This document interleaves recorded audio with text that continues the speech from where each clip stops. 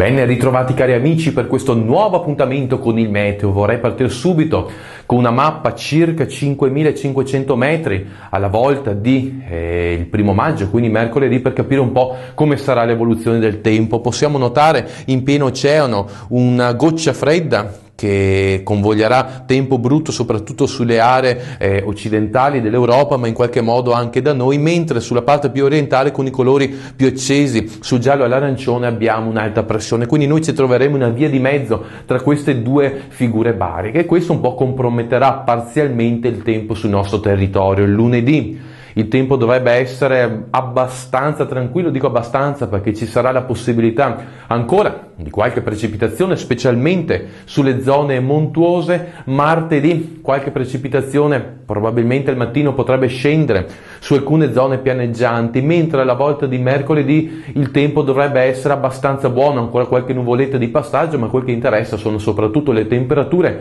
che sono destinate a salire, che raggiungeranno il culmine probabilmente alla volta appunto di mercoledì 1° maggio, e poi la tendenza per il resto dei giorni della settimana è data da ancora della variabilità che interesserà il nostro territorio. Per ora è tutto e ci sentiamo nel prossimo appuntamento.